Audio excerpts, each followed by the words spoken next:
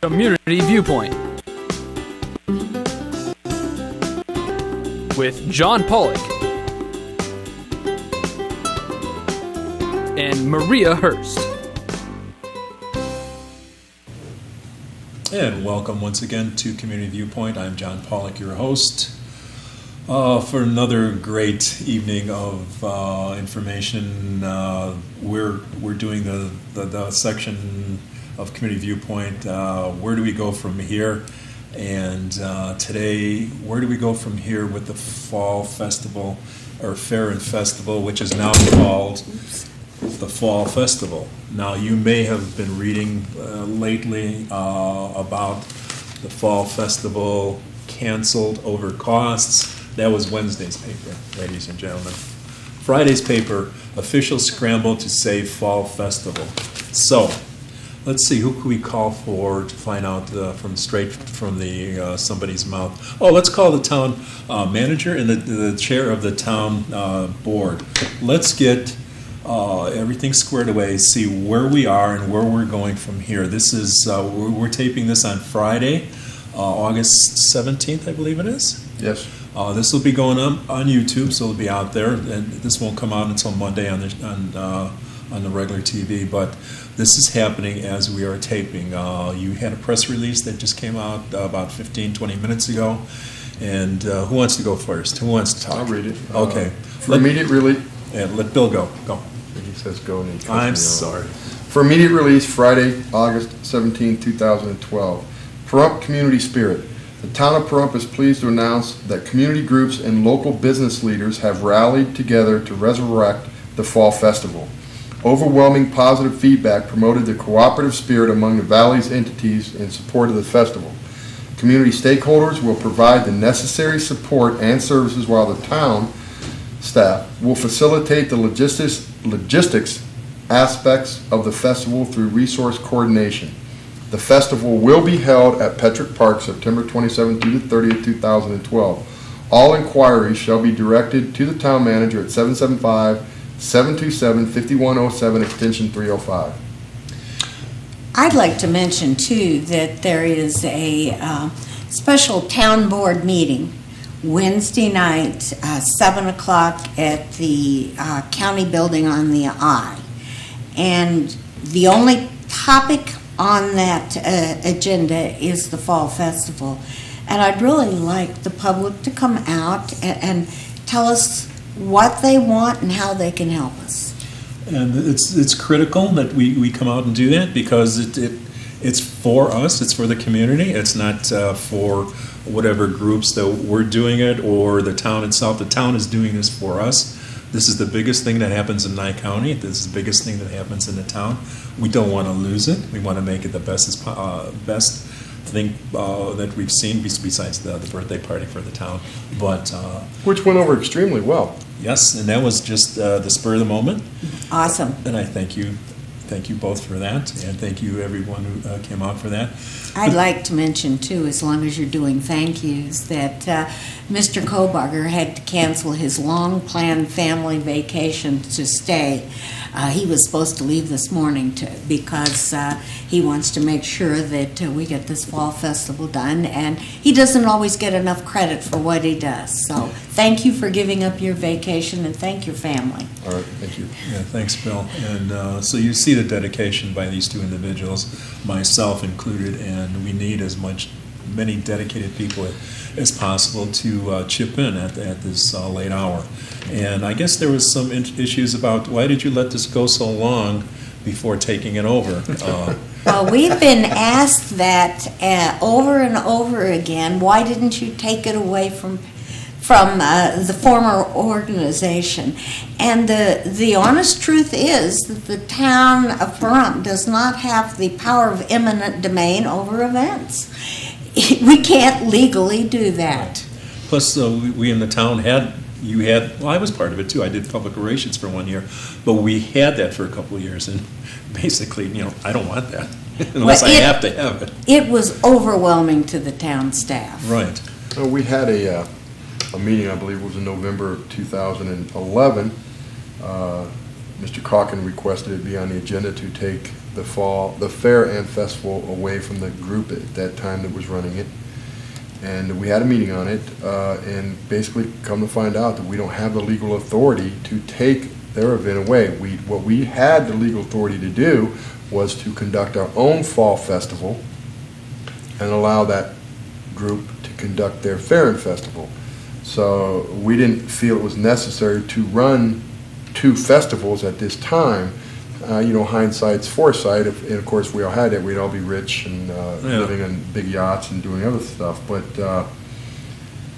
the former group that was running this had a lot of support that day at the town board meeting, and the town board said, hey, you guys can do it, you're going to continue doing it, we're not going to have a fair fall festival to compete with your fair and festival, but now that the fair and festival is a dead event, and the former group is out of it. The town has again stepped up with the community groups and local business leaders, and we are resurrecting the fall festival. That's the official name. I'd like to add too that we still need a lot of help on this. This is a spur of the moment thing, and anybody who'd like to get involved, please call 727-5107, extension 307. Right, 307 is handling the inquiries, and so am I at 305, but basically call 307. We've had numerous groups call since we found out Monday that this was not going to be happening. The former group that was running it said, we're walking away. The town did reach out. We were supposed to have a meeting with that former group yesterday. They did not show up. They advised that we would get the material sometime in Monday. Then, after some heat, some people called them. They decided to call me back yesterday and said they would have the information today. Through local means, we went out and got the information. We were able to contact Davis Shows, which is the carnival. And they are coming. They had planned on coming, and they said they didn't care if there was no vendors or no rodeo. They were coming. That's what I was assuming. And talked to Kathy herself. Right. And she's the owner, and her and her husband. And they are going to be here. And I'm working on a new agreement with them. I have talked to the individual, Bob German, out of Utah, that is putting on the rodeo, that wants to put on the rodeo. And we're trying to work out an agreement with him at this present time. We have some other individuals who are assisting to work that agreement out. We have staff, Samantha Carnes, Stephanie Massimino, Carla Yoder, staff at KPVYM, or KPVM, this place, yeah. Channel 46. Yeah. And Ronnie Camacho are calling vendors from the list that we already had on record. So we didn't wait for that former group to supply us all the stuff. We ended up finding out that we did have the vendor list, so we're making phone calls off of it. One of the arena advisory board members went and contacted Mr. German, who's the gentleman putting on the rodeo out of Utah, and said, we need your contract. Can you please email it to me so I can take it to the town manager, because right now there's going to be no rodeo. So Mr. German emailed it to him. He brought it to me. I called Mr. German today. We had conversations. He's going to give me a proposal on Monday or Tuesday. So we may have a rodeo. It depends on the cost. Okay. And because right now we have nothing budgeted. The town has no funds budgeted for this, unfortunately. But, again, KPVM, Ronnie Camacho, Karen Jackson from K9, other business groups are out there hitting the pavement, requesting donations to try and get some of these things going. So this could be a full-fledged fall festival, or it could be a scaled-back fall festival, but it will be something to bring the family to the 27th through the 30th. Bring the kids out to the carnival, because we all know they love that. The fire department has stepped up and said that we will have the fire trucks out there to spray everybody down, which the kids love. Maybe we can get the water slides again. We're going to contact all the bounce houses and everything like that and see if they will come and please help. And, everybody's stepping up, and what we need right now is volunteers that want to help us to register vendors on Wednesday and Thursday of the 26th and 27th. I did, through the president of Rotary, which I'm a member of, ask for support from the Rotary members, Rotarians, to help me register vendors on Wednesday and Thursday. I have not gotten any calls back because it just went out about 30 minutes ago, but I know that the Rotarians will always step up. I'll be there too. You'll be there too. I want all the local politicians and state politicians who are running for office, y'all need to call me. It's only $150 for a booth. Oh, get out there. So please call, get your politicians out here and put your signs up so you can talk to the people who will be here. I've got a phone call into Budweiser and trying to get that contract back up and running because they walked away thanks to the former group walking away. Okay, so that contract is open and it's walking away, you said. But that contract is open and walking away, but the town is trying to lasso it and bring it back. Okay, so And, yes, that's not it's not gone. Okay, It's not gone as of yet. It walked. It's got a pretty good distance ahead of me. yeah. But with a little ingenuity and some other things, hopefully we'll get it back. He's a good talker. Yeah, he is. Yeah, he's loud too. That's his job. Well, yeah, I'm a bully. I'm a liar. I'm a thief. I'm pretty much everything else if you read the papers. Oh yeah, you're a town manager, so no matter if you're good, bad, or indifferent, you're a devil. Me too, remember. You know, I was joking one day with a person that if I got $1 billion grant for the town of Pahrump, someone would complain it wasn't $1,001,000. Okay. Yeah, no matter what you do. Yeah. You know, and that's fine. I get. Goes with the job. Yeah, it goes with the job, and every once in a while I get the compliments from the town board, and you know, staff comes in and says, hey, nice job, and the thing about it is the staff works extremely well as a team, and that's what we're doing right now, working extremely well with the team. Chief Lewis put together this press release for me because he's very good. He's silver-tongued. Yes, he is. He's very good at writing. Matt Lewis is out there scrambling with getting the God, what's the group that goes into the Bob Roode Community Center does this? The little group.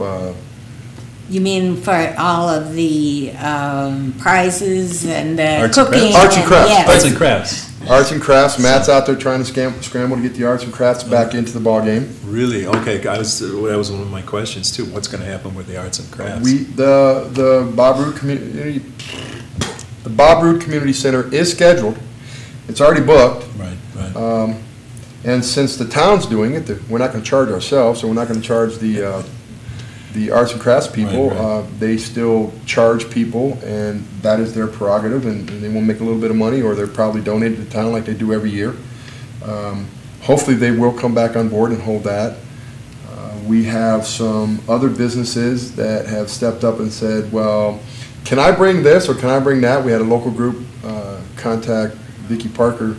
I don't know why I said Vicki Parker. Vicki, Mrs. Parker, the town board chairman, the lady sitting to my left, Yes. to your right, that's not talking much because I'm doing all the talking right This is now, great. as I This always is know great. what to do. Yeah. Wants to bring their tigers in cages, and I thought, hey, let's bring the tigers in. Let's let them set up and. Not only that, he's talking about if he can get a misting system, and he's going to live in the cage with the tigers. Who? You? Carl No, you Mitchell. The initial segment is almost over. We'll come back for part two.